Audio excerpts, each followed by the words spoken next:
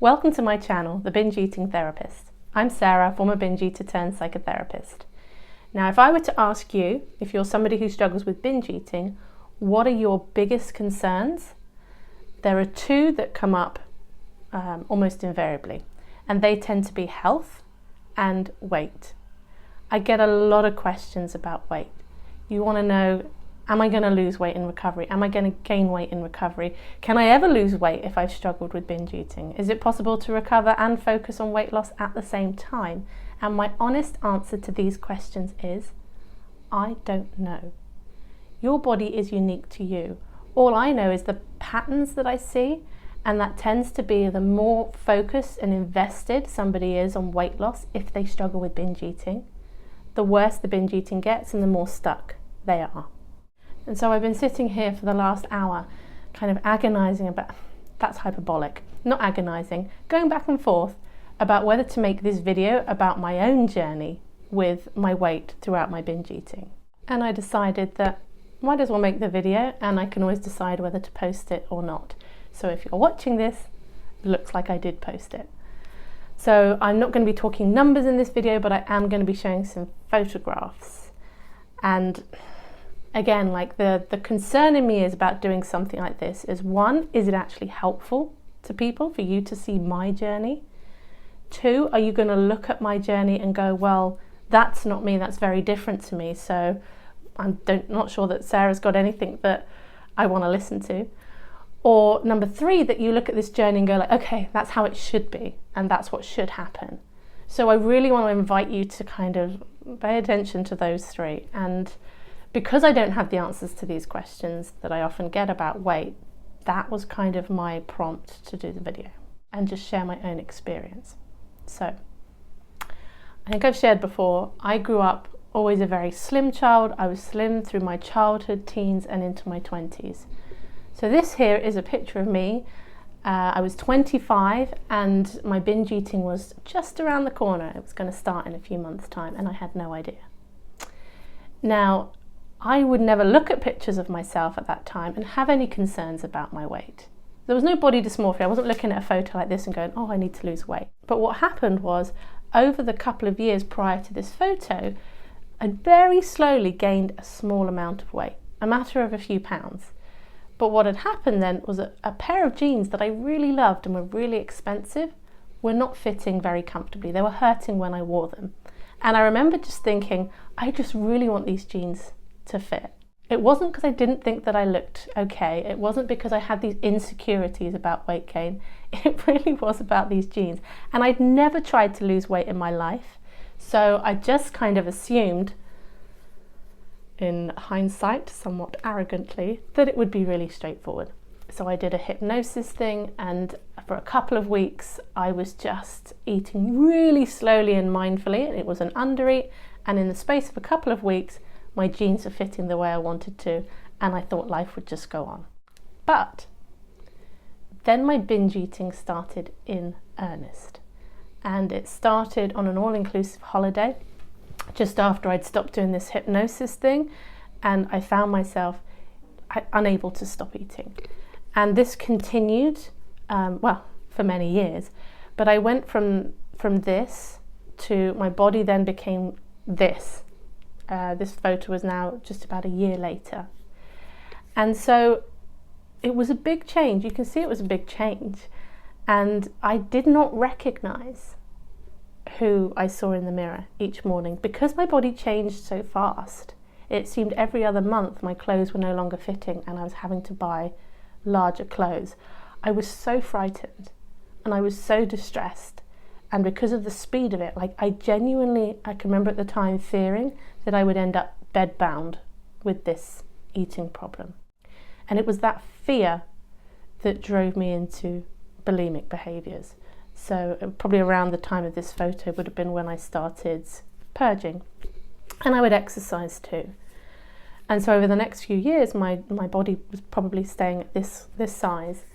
And then about 8-9 years ago now, I, for the first time, managed, because I felt like I was always trying to diet and restrict and lose weight, but for whatever reason, I managed to by logging my food and eating in a very significant calorie deficit, not even a recommended calorie deficit.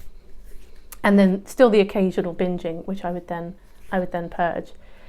My weight, this is a photo of whilst I was still right in the depths of my eating disorder, but this was the lowest size that I got my body to whilst I was struggling with binge eating. And the really stupid thing is that even in this photograph, like from a BMI standard, I was in the overweight category. So in theory, I could have gone to a doctor and still been told that my weight needed to be lower. This was at the time not maintainable for me because my eating was still so disordered, still some pretty severe binge eating going on as well, and so my weight kind of went up again, but kind of like this over the next few years. And the thing is, and I think one of the things that really kept me stuck, like from a weight and letting go of restriction point of view, it would feel like when I was working on my recovery and trying to practice intuitive eating principles and listening to my body and all of that kind of thing, and when the binge eating wasn't there, my weight would start to come down. And then, so I'd be feeling great, and then at some point I'd be like, I'm just curious, I just want to see how much I've lost. And then I would get on the scale, and if the scale was higher than I thought it would be, I remember just feeling the sense of real hopelessness and almost a sense of why am I even doing this thing anymore, even though I'd been feeling pretty good up to that point. And if the scale was lower or where I thought it would be like there was something that would just switch in my brain, and now I'd be a bit more focused on food, and I was sort of losing that sense of intuition I was starting to develop around food. I kept losing it every time I was noticing any changes to my weight. So one thing I really did very consciously in my recovery was eat a bit more than I really wanted to. Because even when I was doing all the intuitive eating thing, if I was having a time where I wasn't very hungry, I would be embracing that. And I would be like, great, my appetite's lower, so I'm just going to eat something smaller, or maybe I'm not going to eat at this point. And I thought that was what I really needed to do. If you're somebody who binge eats, you don't know when the next binge is around the corner. So any time when your appetite is lower, it's like, must take advantage of this moment because I don't know when the binging is going to come back. Not realizing that by doing that, makes the binge eating coming back even more likely. So because I noticed that when I was just kind of trying to eat in this hunger, fullness way, my weight would start to reduce, that kept triggering me back again. And so I made a very conscious decision that almost like I needed to prevent weight loss, like not allow it to happen at this stage, because if it did, it kept derailing me.